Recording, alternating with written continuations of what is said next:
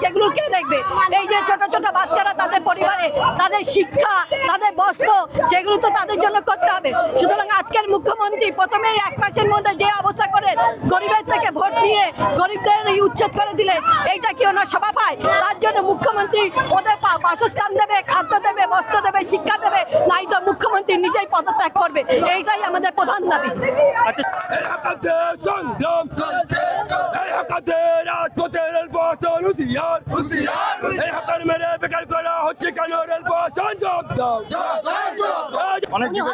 প্রধানমন্ত্রী হয়েছে আর এখন হকারদের মেরে উনি এখন রাজগদি বসে আছে। উনি আর ভাবে কি করে? উনি এখন দুঃখের দিন ভুলে গেছে। বড় হয়ে গেছে, এখন গরিবই ছেড়ে ধ্বংস নিজেরাই করছি। তাই আজকে কয়েকদিন ধরে এয়ারপোর্টের মসজিদে নামাজ বন্ধ হয়ে আছে, আমরা কিচ্ছু করতে পারছি না। কিচ্ছু করতে পারবে না তোমাদের সেই মুরদনা। কেন?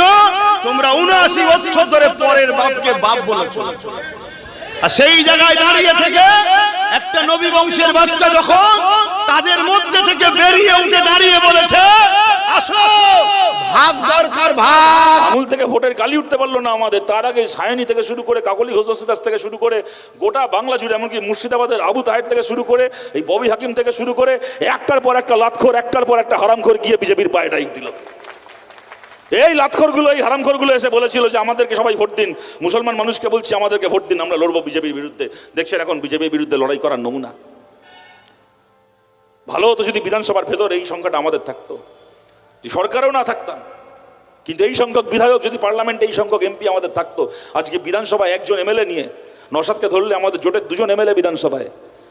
লোকসভায় আমাদের এখান থেকে কোনো এমপি নেই আমাদের বামপন্থীদের। বিধানসভার ভেতর 2জন এমএলএকে নিয়ে আমরা যদি গোটা বাংলা জুড়ে এই বুলডোজার আটকাতে পেরে থাকি, তাহলে বলুন আজকে যদি বিধানসভার ভেতর আমাদের 80 জন এমএলএ থাকতো, যদি লোকসভায় আমাদের আজকে 20-25 জন এমপি থাকতো, তাহলে কোন বাদর নাচ করাতাম এখানে বিজেপি সরকারকে পশ্চিমবঙ্গ। এই যে আগের সরকার থাকতো ধমকাতো, আমরা তো ধর্ম পালনে কাউকে বাধা দিইনি। ওরা তো বলেছিল যে বিজেপি এলে মুসলমানদের তাড়িয়ে দেবে, নামাজ পড়তে পারবে না। ভদ্র থাকবেন, আইন মেনে চলবেন, ডিজে থেকে দূরে থাকবেন, নিজের ধর্ম নিজে পালন করবেন, অন্যর কানে গিয়ে ফুফু করার দরকার নেই। মানে আপনার খুব কষ্ট হচ্ছে, কেউ রাস্তায় নামছে না, আপনি চান যে মুসলমানরা রাস্তায় নামুক, আপনি ফোর্স নামিয়ে লাঠিচার্জ করবেন, তবে আপনার একটু প্রাণে শান্তি হবে নাকি? মুসলমানরা সভ্যভদ্র আচরণ করছে, এতে অসুবিধাটা কোথায় আছে? আপনাদের কি এতটুকু লজ্জা নেই? এতটুকু শরম নেই আপনাদের? ছি ছি ছি ছি ছি।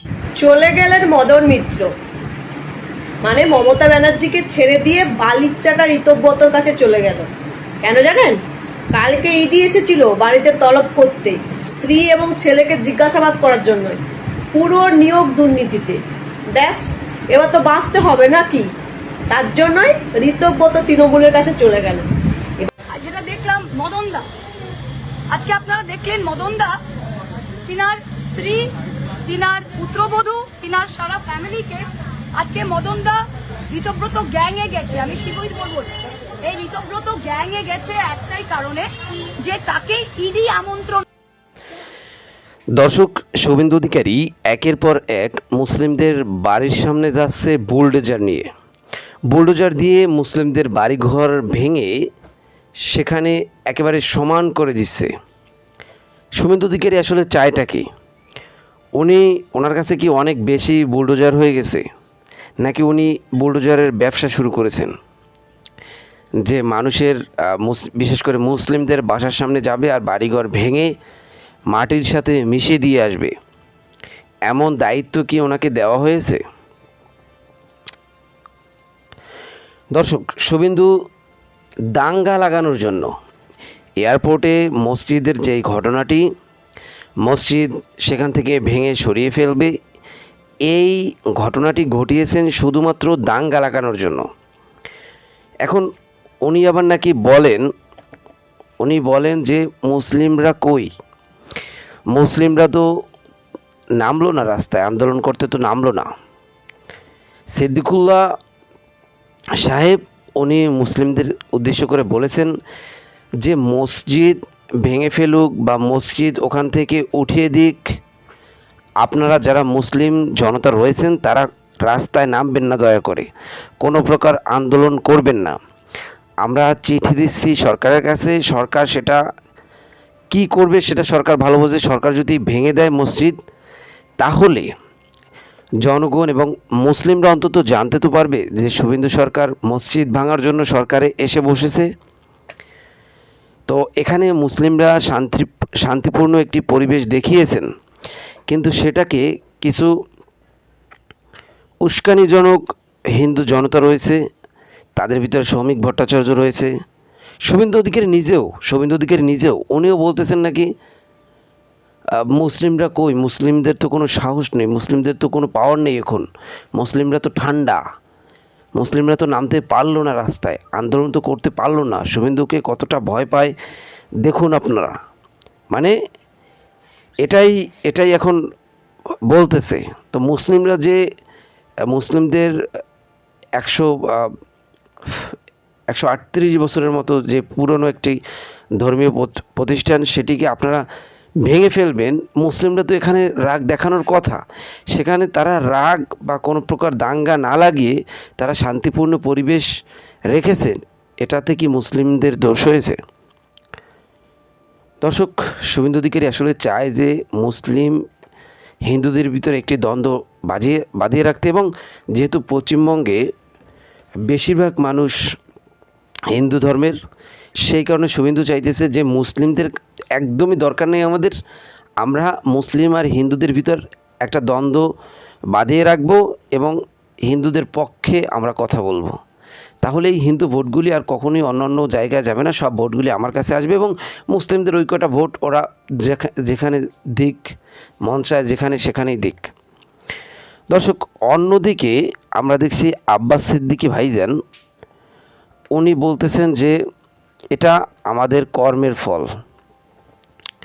এয়ারপোর্টে তালা ঝুলিয়ে দিয়েছে মসজিদে, কিন্তু সাধারণ মুসলিম যারা রয়েছে বা মুসলিম নেতারা, মুসলিম লিডাররা যারা রয়েছে পশ্চিমবঙ্গে, তারা কিচ্ছু করতে পারতেছে না। তার কারণ হচ্ছে ভুল মানুষকে তারা বাপ ডাকছে, এমনটি কিন্তু আব্বাস সিদ্দিকী সাহেব বললেন, এবং এটি কিন্তু সত্যি। কারণ মুসলিম নেতারা আগে যারা মুসলিমদের নেতৃত্বের জায়গায় যারা রয়েছেন, তারা রয়েছেন বিজেপির প্যান্টের ভিতরে এবং মমতা ব্যানার্জির ছায়াতলে। তো এইসব লিডাররা, এইসব মুসলিম লিডাররাই মুসলিমদেরকে আজকে এতটা নিচে নামিয়েছে এবং আজকে মসজিদ ভেঙে ফেলছে শুভেন্দু অধিকারী। বিভিন্ন জায়গায় মাদ্রাসা বন্ধ করে দিচ্ছে, মাদ্রাসাতে নাকি জঙ্গি বানানো হয়, মাদ্রাসাতে দেশবিরোধী কাজ শেখানো হয়, অস্ত্র চালানো শেখানো হয়, এমন অভিযোগ দিচ্ছে। অগ্নিমিত্রা রায়ের কাছে এখন মুসলিমরা শিখবে যে আসলে কিভাবে শিক্ষা নিতে হয়, এটা এখন অগ্নিমিত্রা রায় শিখাবে। এটা যে আসলে কতটা লজ্জাজনক মুসলিমদের জন্য, তাদের বোঝা উচিত। দর্শক, এছাড়াও নওশাদ সিদ্দিকীর বিরুদ্ধে শুভেন্দু অধিকারী কঠিন একটি ষড়যন্ত্র করতেছেন, সাজিয়েছেন। কিছু মহিলাদেরকে 200 টাকা দিয়ে, যারা বস্তিতে বসবাস করে সেরকম কিছু মহিলাকে রাস্তায় নামিয়ে দিয়েছে নওশাদ সিদ্দিকীর বিরুদ্ধে আন্দোলন করার জন্য। এরা প্রত্যেকে টাকা 200 টাকা খেয়ে নেমেছে। এরা এয়ারপোর্ট কেন নওশাদ সিদ্দিকী করতে দিলেন না, সেটা না জেনে না বুঝে তারা চলে এসেছে রাস্তায় আন্দোলন করতে। নওশাদ সিদ্দিকী নাকি এয়ারপোর্ট করতে দিবে না। আরে নওশাদ সিদ্দিকী যদি এয়ারপোর্ট করে, তাহলে তো নওশাদ সিদ্দিকী মানুষের সামনে দাঁড়িয়ে বলতে পারবে যে আমি এয়ারপোর্ট করে দিয়েছি, আমাকে এখন অন্তত উন্নয়নের জন্য ভোট দিন, ধর্মটাকে বাদ দিন।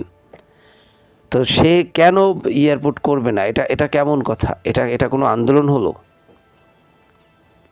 ভাঙড়ের কথা বলছে যে ভাঙড়ে নাকি শুভেন্দু অধিকারী এয়ারপোর্ট করে দিতে চাইছে, কিন্তু নওশাদ সিদ্দিকী বলছেন যে না, এখানে কোনো এয়ারপোর্ট করা যাবে না।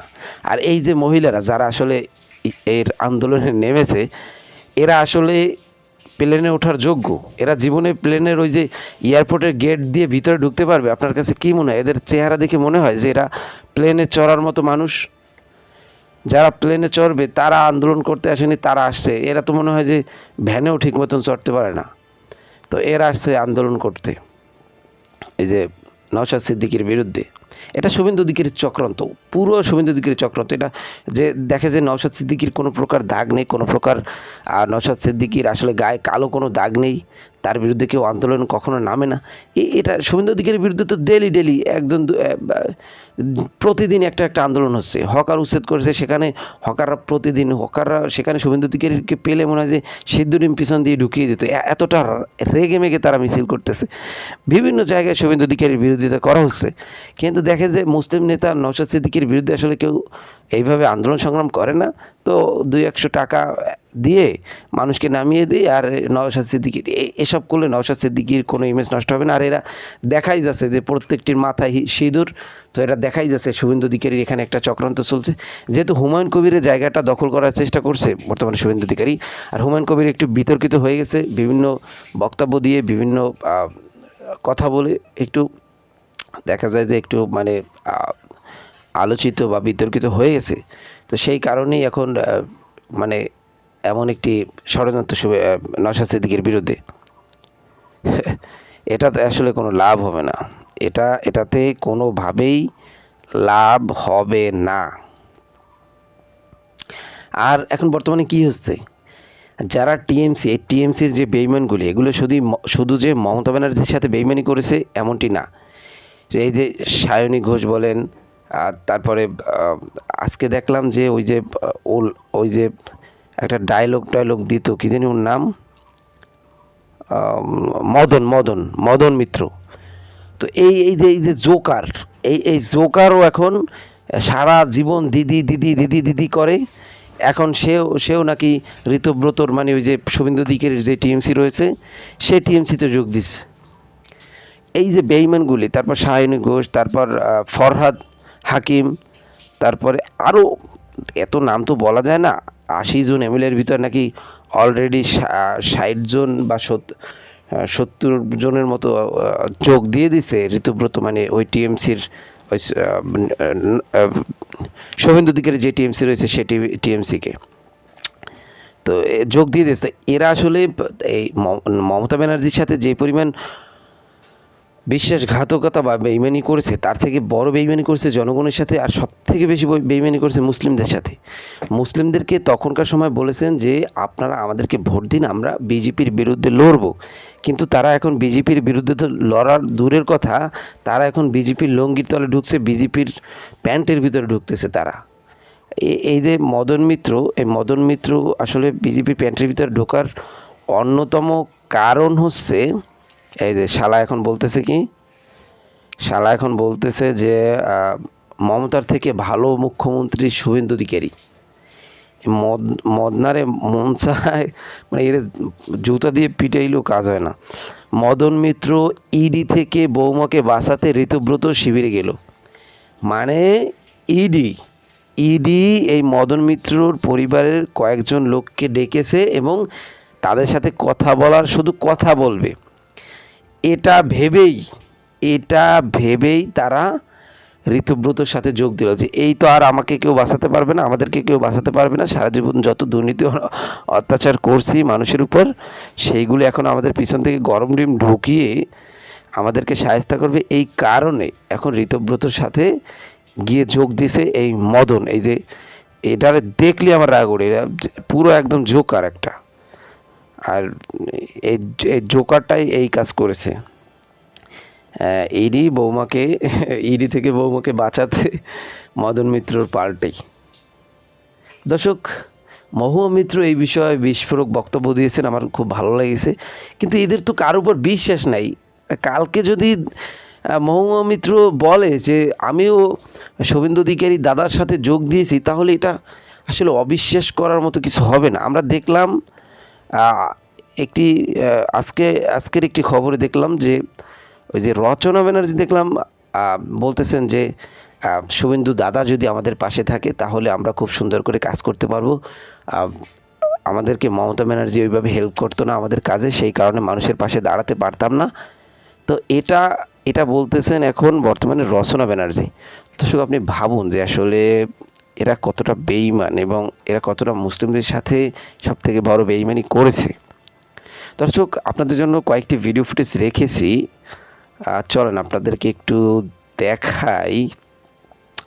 রচনা ব্যানার্জির বা মহুয়া মিত্র আসলে কতটা প্রতিবাদ করেছেন বর্তমানে, এবং রচনা ব্যানার্জি কীভাবে ঢং করে বলতেছেন যে আমরা শুভেন্দু দাদার সাহায্য পেলে অনেক দূর এগিয়ে যাব। তো সেই ভিডিও আপনাদেরকে দেখাবো, চলেন। সেই ভিডিও না দেখলে আপনি বুঝবেন না। দর্শক, যদি আমাদের চ্যানেলটিকে সাবস্ক্রাইব না করেন, এখনই একটি সাবস্ক্রাইব করে দিন পরবর্তী ভিডিও দেখার জন্য। এই যে আগের সরকার থাকতো ধমকাতো, আমরা তো ধর্ম পালনে কাউকে বাধা দিইনি। ওরা তো বলেছিল যে বিজেপি এলে মুসলমানদের তাড়িয়ে দেবে, নামাজ পড়তে পারবে না। ভদ্র থাকবেন, আইন মেনে চলবেন, ডিজে থেকে দূরে থাকবেন, নিজের ধর্ম নিজে পালন করবেন, অন্যর কানে গিয়ে ফুফু করার দরকার নেই। মানে আপনার খুব কষ্ট হচ্ছে, কেউ রাস্তায় নামছে না, আপনি চান যে মুসলমানরা রাস্তায় নামুক, আপনি ফোর্স নামিয়ে লাঠিচার্জ করবেন, তবে আপনার একটু প্রাণে শান্তি হবে নাকি? মুসলমানরা সভ্যভদ্র আচরণ করছে, এতে অসুবিধাটা কোথায় আছে? মুসলমানদের আপনারা তো জিহাদি অমুক তমুক বলেন, কিন্তু মুসলমানরা এখন শান্তিপ্রিয় আছে, তো আপনি এখন বলছেন এরা ভয় পেয়ে আছে। আর যদি এরা গণ্ডগোল শুরু করে তখন বলবেন এরা জিহাদি। তাহলে দেখুন, এটা মসজিদ কমিটির আর এয়ারপোর্ট অথরিটি বলুন সরকারের আলোচনার বিষয়। 130 বছরের পুরনো মসজিদ, যেটা বিষয় হচ্ছে অনেকে যেটা বলছে অবৈধ মসজিদ, কিন্তু মসজিদ এয়ারপোর্ট হওয়ার অনেক আগের, মসজিদ কারো জায়গায় হয় না। এবারে দেশের ডেভেলপমেন্টের জন্য যদি প্রয়োজন হয়, তার জন্যে মসজিদ কমিটির সঙ্গে কথা হচ্ছে, সেখানে নেগোসিয়েশন হবে, প্রয়োজনে স্থানান্তর হবে, কি হবে এইটা আমরা সবাই এই বিষয়ে টিপ্পণী করতে পারি না। কিন্তু আমার কথা হচ্ছে যে যেই জিনিসটা গোপন আলোচনায় হচ্ছে, বাইরে এত গরম গরম কথা বলার কি দরকার? দেশের যদি ডেভেলপমেন্টেই উদ্যোগ হয়, তাহলে মুখ্যমন্ত্রী এটা কেন বলছেন দেখছেন কেউ টু শব্দটি করছে না, কেউ রাস্তায় নামছে না? তাহলে এটা কী ধরনের কথা? মানে আপনার খুব কষ্ট হচ্ছে, কেউ রাস্তায় নামছে না, আপনি চান যে মুসলমানরা রাস্তায় নামুক, আপনি ফোর্স নামিয়ে লাঠিচার্জ করবেন, তবে আপনার একটু প্রাণে শান্তি হবে নাকি? মুসলমানরা সভ্যভদ্র আচরণ করছে, এতে অসুবিধাটা কোথায় আছে? মুসলমানদের আপনারা তো জিহাদি অমুক তমুক বলেন, কিন্তু মুসলমানরা এখন শান্তিপ্রিয় আছে, তো আপনি এখন বলছেন এরা ভয় পেয়ে আছে। আর যদি এরা গণ্ডগোল শুরু করে তখন বলবেন এরা জিহাদি। তাহলে কোন দিকটা মুসলমানরা যাবে? আর কোন দিকটা মুসলমানরা যাবে? আপনি আপনার কাজ করুন, যে দায়িত্বটা পেয়েছেন, পশ্চিমবঙ্গের দায়িত্বে পড়েছেন, পশ্চিমবঙ্গটা ঠিক করে চালান, আর যে প্রতিশ্রুতিগুলো দিয়েছিলেন সেগুলো লাগু করেন। 7th পে কমিশন কী করে লাগু করবেন, ডিএগুলো কী করে ক্লিয়ার করবেন, অন্নপূর্ণা যোজনা কাকে দেবেন না দেবেন, কী রাস্তাঘাট উন্নতি করবেন, ডেভেলপমেন্ট করবেন, উন্নয়নের কথা বলতেন না। কারণ আপনি ওই আরএসএসের নেতার মতো সবসময় উগ্র ভাষণ কেন দেন? এতে আপনার ভাবমূর্তি নষ্ট হচ্ছে। আর এই মসজিদ বিষয়ে সকলের মন্তব্য করার প্রয়োজন নেই, আমিও করব না। যদি ওই মসজিদ কমিটি নেগোশিয়েট করে ওটাকে শিফট করতে রাজি হয়ে যায়, তাহলে আমাদের কোনো কথা বলার দরকার নেই। কিন্তু আপনি যদি কারোর সঙ্গে কথা না বলে, বলপূর্বক কোনো সিদ্ধান্তে না পৌঁছে যদি বলেন আমি নামাজ বন্ধ করে দেবো, আমি ভেঙে দেবো, তো করে নিন। বাবরি মসজিদও তো আপনারাই ভেঙেছিলেন, করে নিন। কিন্তু বার্তাটা ভালো যাচ্ছে না। ভারতবর্ষের যে ইতিহাস, যে সর্বধর্ম সমন্বয়, সবাই মিলেমিশে থাকে, সংবিধানের যে spirit, we are the people of India, আমরা সবাই ভারতবাসী, সবার সমান অধিকার, সেই জায়গায় কোথাও না কোথাও ভারতবর্ষের ডেমোক্রেসিকে আপনারা, এবং যে ঐতিহ্য, সম্প্রীতির ঐতিহ্য, সেটা অনেকটা ক্ষতিগ্রস্ত হয়েছে। সেটা আরও আপনারা ক্ষতি করলে, আখেরে কিন্তু আমরা কিন্তু ভারতবর্ষ একা থাকি না, এই পৃথিবীতে আরও অনেক দেশ আছে, সবার সঙ্গে লেনদেন করতে হয়, সম্পর্ক রাখতে হয়, পৃথিবীর মুখে আমাদের বিভিন্ন ফোরামে কথা বলতে হয়। সেইখানে কিন্তু আমাদের এমন কিছু করা উচিত না যে সেইখানে মাথা তুলে কথা বলতে যাতে আমাদের কষ্ট না হয়। দেখেন, মমতা বন্দ্যোপাধ্যায় মুসলমানদের প্রতি বঞ্চনা করেছে, তাদের সুযোগ সুবিধা দেয়নি, তাদের গুন্ডা বদমাশ বানিয়েছে, তাদেরকে মিথ্যা কেসে জেলে পাঠিয়েছে, দলকে দাঁড় করাতে গিয়ে মুসলমানদেরও অপব্যবহার করেছে, এগুলো আমরা জানি। তার জন্যই আজ মুখ্যমন্ত্রী মমতা বন্দ্যোপাধ্যায় নেই। কিন্তু শুভেন্দু অধিকারী সাহেবকে ভাবতে হবে আপনি কি করবেন। আপনি একদিকে বলছেন যে আমি হিন্দু মুসলমান করি না, কিন্তু দেখা গেল বারুইপুর কেসে আপনার লোক, আপনার পুলিশ বিচার হাতে নিয়ে সাক্ষীকে হত্যা করে দিল, তদন্ত প্রক্রিয়া পুরোপুরি ব্যাহত, এবং সেখানে নিজে আন্দোলনকারীদের উপর যে নির্মম অত্যাচার, ধরপাকড়, গ্রেপ্তারি চলছে এবং একতরফা শুধু মুসলমানদের বিরুদ্ধে হচ্ছে, এইটার উত্তর আপনি দিতে পারবেন না। আপনি এটা কেন করছেন? তাহলে দুটো কাজ একসঙ্গে হয় না। আপনি বলবেন আমি হিন্দু মুসলমান করি না, আবার শুধু শুধু মুসলমানদেরই খালি টার্গেট করবেন, তাও আন্দোলনকারী। এইটা আপনার জন্য ক্ষতি হচ্ছে। এই বাংলা কিন্তু এইসব করে হিন্দু মুসলমান করে চলবে না। হিন্দুরাও ভালোভাবে নিচ্ছে না আপনার এই আচরণ। এবং এখনও পর্যন্ত যতগুলো রেপ হয়েছে, বারুইপুরের ঘটনা ঘটার আগে অন্তত 7-8খানা হয়ে গেছে, তারপরেও 7-8খানা হয়েছে, কোনো বিষয়ে আপনার তো কোনো মন্তব্য নেই, কারণ কোথাও কোনো প্রতিবাদ নেই। মানে কেউ যদি প্রতিবাদ না করে নির্বিচারে রেপ হতেই থাকবে, আপনি কোনো পদক্ষেপও নেবেন না, কথাও বলবেন না। মানে বারুইপুরের লোক প্রতিবাদ করে দিয়েছে, খুব অন্যায় করেছে, অতএব ওদেরকে সাহায্য করতে হবে। আপনি ওই অপরাধীদের বাড়িতে গিয়ে 25 লক্ষ টাকা বিচার শেষ হওয়ার আগেই দিয়ে চলে এলেন।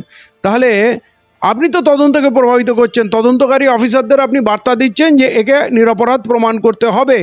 আর তথ্য লোপাট করার জন্য তো প্রভাস মণ্ডল মূল সাক্ষীকে হত্যাই করা হয়ে গেছে। অতএব মানুষ বুঝতে পারছে এই আদালত কিন্তু মানুষের, এই কেসটা কিন্তু মানুষের আদালতে পৌঁছে গেছে। মানুষ কিন্তু তৈরি হচ্ছে, মানুষ কিন্তু এর জবাব দেবে। শ্রমিক ভট্টাচার্য যে মাদ্রাসায় পড়তো না, ওইখানে গিয়ে অস্ত্র শিক্ষা নিয়েছে, তো ও তো চিরজীবন মেয়েবাজি করেছে। ওর বিরুদ্ধে প্রচুর অভিযোগ, কত মহিলা ওর ওপরে অভিযোগ এনেছে, প্রকাশ্যে এনেছে। আর সেই লোকটা এখন চরিত্র গঠনের কথা বলছে। মাদ্রাসায় অস্ত্র শিক্ষা হয়? অস্ত্র শিক্ষা হয় RSS-এর ক্যাম্পে, প্রকাশ্যে অস্ত্র ট্রেনিং হচ্ছে পুরো ভারতবর্ষে। মোহন ভগত বলছে আমার কাছে এত অস্ত্র, এত মানে বাহিনী আছে, আমি 3 দিনে পারলে ইন্ডিয়ান আর্মি থেকে শক্তিশালী আর্মি গঠন করতে পারি। এটা কিসের প্রমাণ? অতএব পুরো দেশ দেখছে RSS-এর কার্যকলাপ। চরিত্র গঠন হয় মাদ্রাসায়। এই মাদ্রাসায় হরিচাঁদ ঠাকুরের ছেলে গুরুচাঁদ ঠাকুর পড়াশোনা করেছেন, রামমোহন রায়, বঙ্কিমচন্দ্র, ভারতের প্রচুর ঋষিমণি পড়াশোনা করেছেন, এবং সন্ত রবিদাস ঠাকুর যিনি চামারদের ধর্মীয় নেতা, তারও বক্তব্যে পড়াশোনা হয়েছে। গরিব মানুষের, হিন্দু মুসলমানের গরিব মানুষের তো পড়ার একমাত্র জায়গা ছিল মাদ্রাসা। বড় বড় পণ্ডিত মানুষ, ঋষিমণি, লেখক, সাহিত্যিক, ডাক্তার, ইঞ্জিনিয়ার, ঐতিহাসিকবিদ সব মাদ্রাসা থেকে পড়েছে। আজও মাদ্রাসায়, সরকারি মাদ্রাসায় অর্ধেক অমুসলিম ছেলেরা পড়ে, অর্ধেক অমুসলিম শিক্ষকরা পড়াশোনা করে।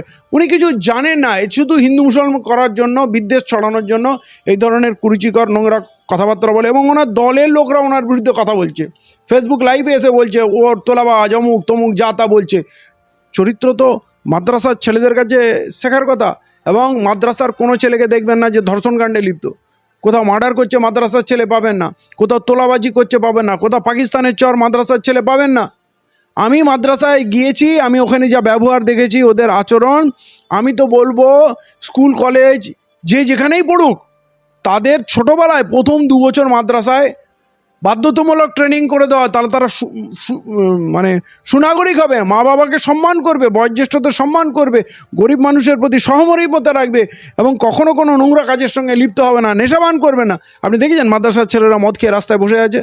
মাদ্রাসার ছেলেরা কোথায় দেশে তাস খেলছে, জুয়া খেলছে? কোনো খারাপ কাজে দেখেছেন? আরে হিন্দু মুসলমান সবাইকে তো আল্লাহ তাআলা চোখ দিয়েছে না, আপনারা বাস্তবটা মিলিয়ে দেখুন। আর এই শ্রমিক ভট্টাচার্যের চরিত্র কি নোংরা কাজে ও লিপ্ত নেই? এখন বিজেপির সভাপতি হয়ে গেছে, কেউ কটা হয়ে গেছে নাকি? যা ইচ্ছা বলবে লোক শুনবে? হিন্দু মুসলমান সবাই জানে মাদ্রাসার ছেলেরা নিরীহ, এবং সেখানে সুনাগরিক গঠা হয়। এবং কারো সন্দেহ থাকলে যে কোনো মাদ্রাসায় যাক, সারাদিন থাকুক, তাদের সঙ্গে মিশুক, তাদেরকে বুঝুক, জানুক, তাহলেই বুঝতে পারবে ওখানে কী হয়, অস্ত্র শিক্ষা হয় না কি হয়। অস্ত্র শিক্ষার তো প্রশ্নই ওঠে না। তো দেশে এতগুলো শাসন ব্যবস্থা গেছে, কংগ্রেসের পিরিয়ড গেছে, বামফ্রন্ট গেছে, এখন তৃণমূল আছে, এখন বিজেপি এসছে, প্রধানমন্ত্রী, রাষ্ট্রপতি, ডিএম, এসপি, জেলা পরিষদ সব হিন্দু। আর তার মাঝখানে মাদ্রাসাগুলোতে জঙ্গি প্রশিক্ষণ হতে থাকলো, আজ পর্যন্ত কেউ ধরতেই পারলো না। এটা সম্ভব? তাই এরা যে মিথ্যাচার করছে, আসলে এরা যে প্রতিশ্রুতি দিয়ে ভোটগুলো নিয়েছিল সেগুলো করবে না, এখন দৃষ্টি মানুষের অন্যদিকে ঘোরাচ্ছে। ওই মসজিদ মাদ্রাসার পিছনে মুসলমান, পাকিস্তান এইসব করে বেড়াবে। এখন মানুষকে চিনতে হবে এরা আসলে কি বলে এসেছিল, আর এরা এখন এসে কি করছে। এই স্কুলগুলোতে ডাক্তার, ইঞ্জিনিয়ার তৈরি হচ্ছে না তো? স্কুলগুলোতে রেপিস্ট তৈরি হচ্ছে, হ্যাঁ, খৈনিখোর, মদখোর, জুয়াখোর হচ্ছে। ওই স্কুলের টিচারগুলো ছাত্রীদের সঙ্গে শ্লীলতাহানি করছে। আরে চোখ তো সবার আছে, আমরা দেখছি তো।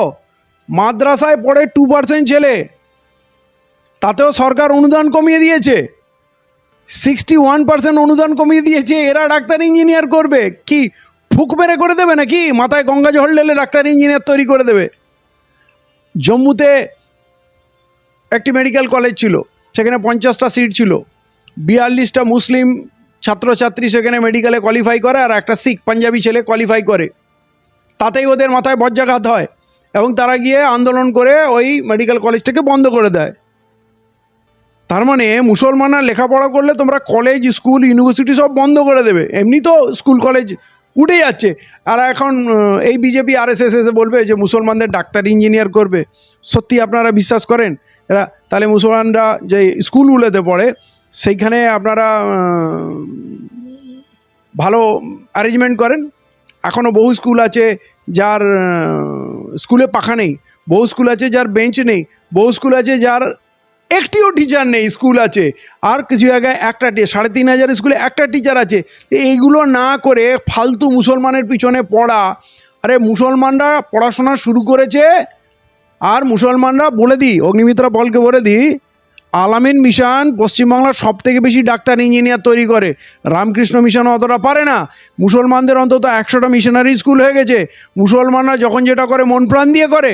মুসলমানরা এখন পড়াশোনায় মন দিয়েছে। আপনারা মুসলমানদের কাছে এসে লেখাপড়া শিখবেন। আপনারা 10টা বছর ওয়েট করুন। আসলে এরা মাদ্রাসার পিছনে পড়েছে, বদনাম করছে, সন্ত্রাসবাদী তৈরি হয় বলছে, এগুলো এরা মিথ্যা কথা বলছে এবং মাদ্রাসার অনুদান কমিয়ে দিয়েছে। এরা মাদ্রাসার ভালো চাইবে? মানে মুসলমানরা মুসলমানদের ভালো চায় না। অগ্নিমিত্রা পালই মুসলমানদের এখন অভিভাবক, উনি মুসলমানদের মানুষ করবেন। এর থেকে বড় মস্করা, ঠাট্টা আর কিছু হতে পারে না। কোথায় উশৃঙ্খল হলেন? নিপাট ভদ্রলোক, বারুইপুরটা খুব দূরের না, ওই এলাকার স্থানীয় লোকের কাছ থেকে রিপোর্ট নিয়েছি। উনি কোনো জাত ধর্ম ভেদাভেদও মানেন না, পার্টি পলিটিক্সেরও ভেদা মানেন না। সমস্ত মানুষের কাছে একটা জনপ্রিয় একটা চরিত্র, ভালোবাসার চরিত্র। সেই লোকটা আমফানেও কাজ করেছে, লকডাউনে কাজ করেছে, নিজে একটা কোচিং সেন্টার চালায়, গরিব বাচ্চাদের সেখানে যত্ন করে, অল্প পয়সায় বা বিনা পয়সায় পড়াশোনার ব্যবস্থা করে। আজকের সমাজে এমন লোক কোথায়? আমি তো CPM করি না, তারপরেও বলছি লাইক আলীর মতো ভদ্রলোক আজকের সমাজে পাওয়া মুশকিল। আর আমরা যদি এই পার্টিবাজি করে ধর্ম দিকে, আরে লাইক আলীকে ধরেছে মুসলমান বলে, শুভেন্দু অধিকারীর ওই হিন্দু মুসলমানের যে থিওরি সেই হিসাবে ধরা পড়েছে। তা নাহলে ওখানে তো মীনাক্ষীও গেছিলো, ওখানে ঋতব্রতও গেছিলো, ওখানে শাইনি গেছিলো, অনেকে গেছে, সুজন চক্রবর্তী গেছে। তাহলে ওখানে গন্ডগোল একটাই লোক পাকালো, তার নাম লাইক আলী, কারণ সে মুসলমান। আর রাজ্যের এত কেস তাকে দিয়েছে, যে কোনো লোক, আমার তো মনে হয় জাজ সাহেবদের সঙ্গে সঙ্গে খারিজ করে দেওয়া উচিত ছিল। এত মিথ্যা কেস, সেইখানে ওরা 8 দিনের সময় দিয়ে দিল। এইটা শুধু হিন্দু মুসলমান করার জন্য। মুসলমানরাও বুঝছে, হিন্দুরাও বুঝছে, পাবে না তো। এটাই তো বিজেপির সরকার, এটাই তো শুভেন্দু অধিকারীর সরকার। আপনি বলুন না, আজ পর্যন্ত ভারতবর্ষের কোন রেপিস পরিবারকে, মানে যারা অভিযুক্ত, এখন প্রমাণ হয়নি, কিন্তু তার আগেই তাদের 25 লক্ষ টাকা পুরস্কার দেওয়া, চাকরি দেওয়া, এটা পার্টির ক্যাডারদের সাপোর্ট করা, মনোবল বাড়ানো, রেপিসদের মনোবল বাড়ানো। রেপিসদের মনোবল বাড়ছে বলেই তো রেপ বাড়ছে, যে কিছু হবে না, ও আমাদের মুখ্যমন্ত্রী আছে, ও রেপিসদের ঠিক বাঁচিয়ে নেবে। এইটা একটা মেসেজ যাচ্ছে। দর্শক, এতক্ষণ আপনারা দেখলেন মদন মিত্র কীভাবে পাল্টি মেরেছে এবং কেন পাল্টি মেরেছে সেই বিষয়টি কিন্তু খুব সুন্দর করে ঘুষিয়ে বলল মহুয়া মিত্র। এবং আপনারা আরও দেখলেন হুমায়ুন কবিরকে আসলে পুরোপুরি বিজেপি তাকে দাবিয়ে রাখার জন্য এবং তার আসনটি দখল করার জন্য শুভেন্দু অধিকারী তার পিছনে পুলিশ লেলিয়ে দিয়েছেন। এবং সে কিন্তু সেটি খুব সুন্দর করে বুঝিয়ে বলল যে আসলে আমরা নির্দোষ। এবং একটি বক্তব্য, তিনি তো কারো মাথায় বাড়ি দেননি, তিনি একটি বক্তব্যই তো দিয়েছেন। সে বক্তব্যর জেরে তাকে যেইভাবে পুলিশ দিয়ে রোজ তাকে হ্যারেস করা হচ্ছে, এটা আসলে খুবই দুঃখজনক। এবং সে কিন্তু সেই দুঃখ প্রকাশ করলেন। মমতা ব্যানার্জি অন্যদিকে বলছেন যে অভিষেক একটা বাহানা হয়ে গেছে। আসলে অভিষেক এতদিন ভালো ছিল, অভিষেককে এই পর্যায়ে দিদি নিয়ে যান, অভিষেককে এই দায়িত্বটি দিন, এমনটি বলতেন। এতদিন এমনটি টিএমসির এই যে মদন মিত্র বলেন, ফরহাদ হাকিম বলেন, সায়নী ঘোষ বলেন, এরা এতদিন এমনটি বলতো। কিন্তু আজকের দিনে অভিষেক সবার বিষ হয়ে গেল। এটা মমতা ব্যানার্জি খুব ভালো করেই বুঝেছে যে এরা আসলে সুবিধাবাদী। এবং এই সম্পর্কে মমতা ব্যানার্জির বক্তব্য আপনারা শুনলেন। দর্শক, যা বলার বলবেন কমেন্ট বক্সে। আমরা আজকের মতো শেষ করলাম। পরবর্তী ভিডিও দেখার জন্য আমাদের চ্যানেলে আমাদের চ্যানেল চোখ রাখুন। যদি সাবস্ক্রাইব না করেন, পরবর্তী ভিডিও দেখার জন্য অবশ্যই চ্যানেলটিকে সাবস্ক্রাইব করে রাখবেন। ধন্যবাদ।